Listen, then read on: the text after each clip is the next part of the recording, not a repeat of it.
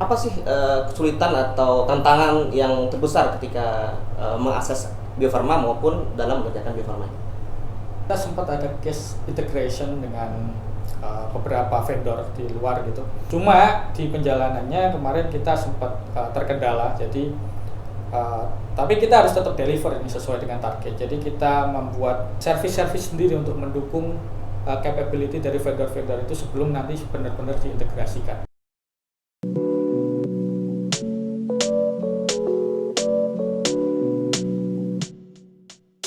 Halo teman-teman, kembali lagi di Principal Room.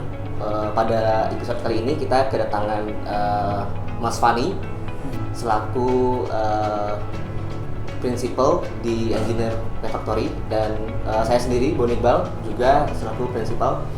Nah, pada episode kali ini kita akan membahas sedikit tentang assessment project. Di sini kita akan bahas mengenai project yang cukup besar di Refactory, yaitu proyek Bio Farma.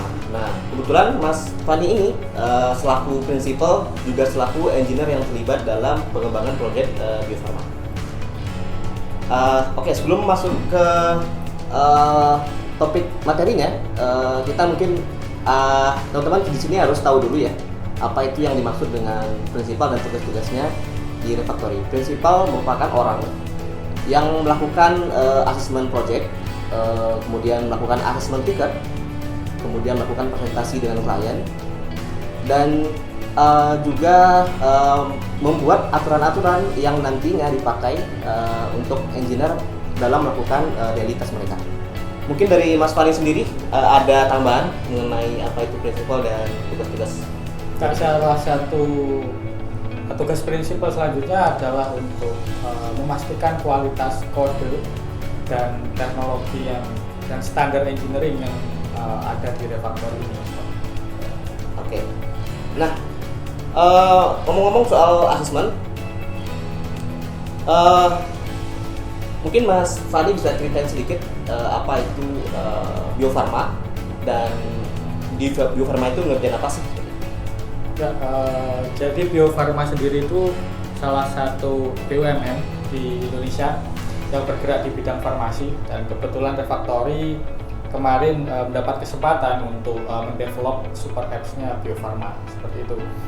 Jadi kita rencananya akan mendevelop aplikasi yang super apps yang mendukung semua kebutuhan Bio Farma, termasuk jual beli obat dan sebagainya, reservasi online, konsultasi online dan sebagainya.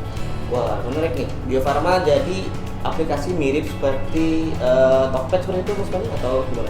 Ya, bisa seperti Tokped, cuma lebih ke farmasi gitu. Oke. Ini belum ada ya di Indonesia, mungkin ada aplikasi lain sebagai pembanding mungkin Mas Fani?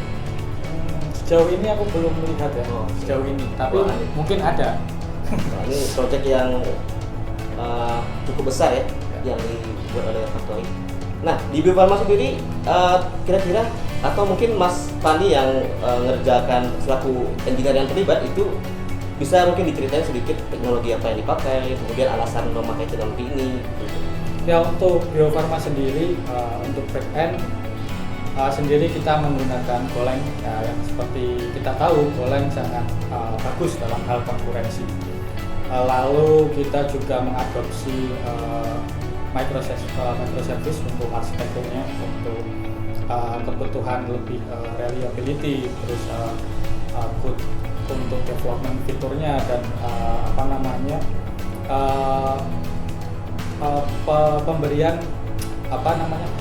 pemberian fitur yang lebih bagus itu dan lebih cepat untuk proses deploy-nya.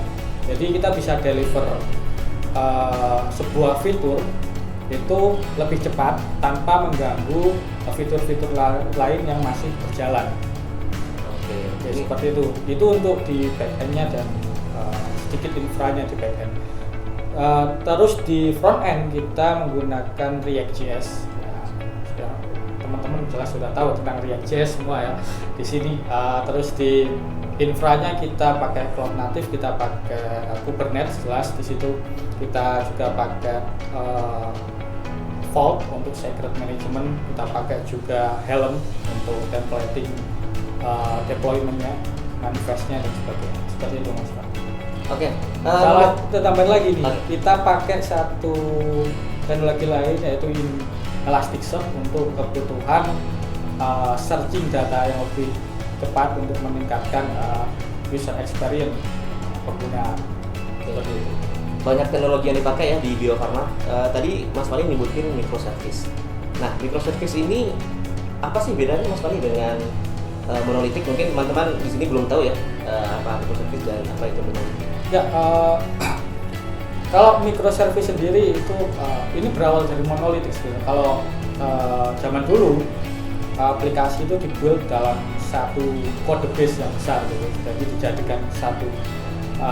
Dengan perkembangannya zaman terus banyak case yang masuk itu terjadi banyak problem di situ, seperti kesusahan manage code base, terus kesusahan untuk deliver fitur yang baru, terus performance juga dan sebagainya, banyak di situ. Maka dari problem-problem itu sekarang kebanyakan developer lebih condong ke microservice. Jadi dari satu monolit besar, ya aplikasi besar tadi, kalau di microservice kita akan pecah menjadi beberapa service-service tersendiri. Nanti untuk pembagiannya sendiri itu banyak tekniknya. Ada yang pakai domain driven design yang paling umum, terus ada macam-macam lah nanti di situ. Nah, keunggulannya sendiri, salah satunya kita bisa lebih fleksibel dalam mengatur resource dan tune up performance dan sebagainya. Oke, berarti monolitik ini kumpulan dari service-service yang kecil-kecil ya Mas Fali? Sebenarnya bukan kumpulan, dia itu ya bisa dikatakan kumpulan, cuma kalau dulu karena belum populer ya. Sebenarnya microservice itu udah lama ada. Sebelum dia populer, ya populer monolitik dulu.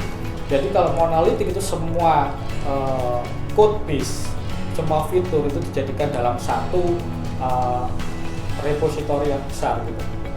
Nah, misalnya nih kan kita ada repo yang monolitik misalnya, dan kita pecah jadi microservice tadi. Itu pasti komunikasi antar service tadi itu menggunakan apa ya? Karena kan yang seperti kita tahu kalau kita monolitik itu kita gampang, kita nggak perlu komunikasi antar service-nya karena satu doang gitu.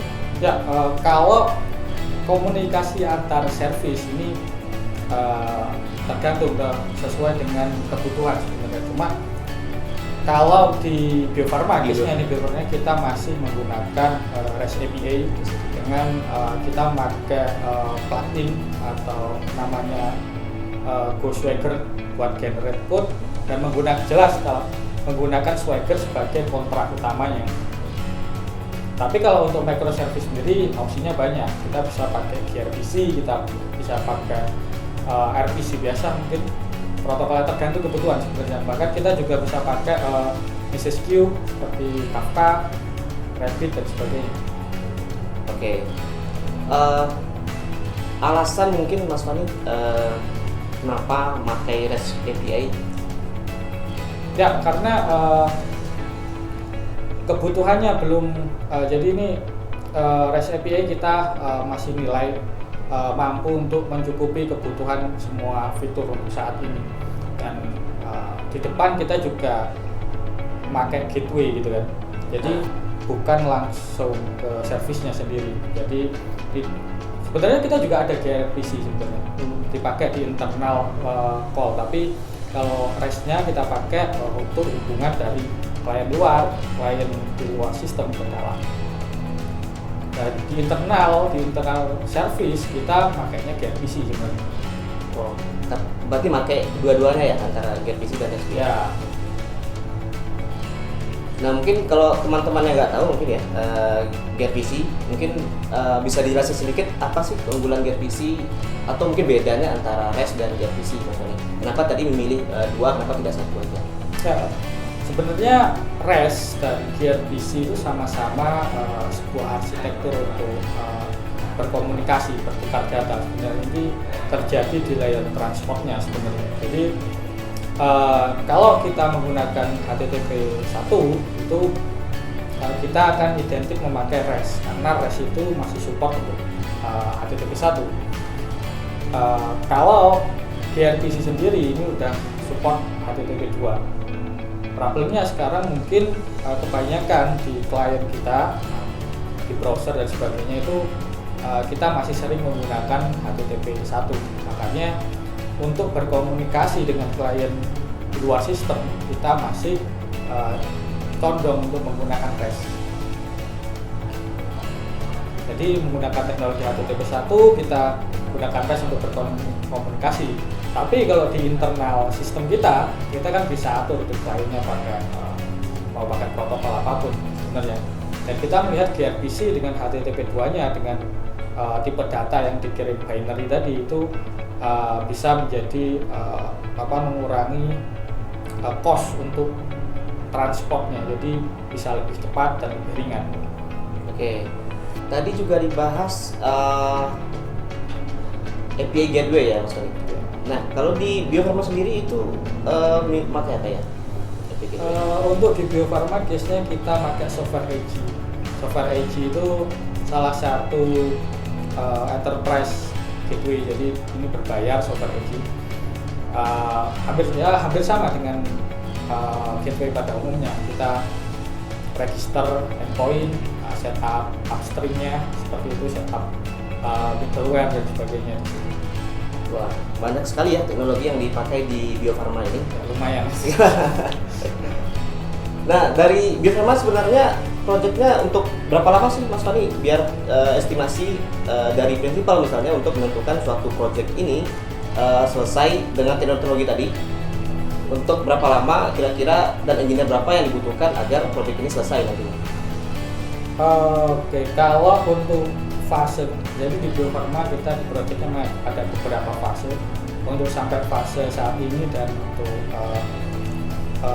saat ini masih ya sekitar 3-4 bulan lah untuk menyelesaikan beberapa fitur utama tadi yang memakai banyak teknologi tadi itu 3-4 bulanan dengan ya tentunya ada beberapa engineer, ada kurang lebih 4 di backend, terus di front end ada 5-6 gitu ya untuk mobilenya, terus di web itu sekitar 4.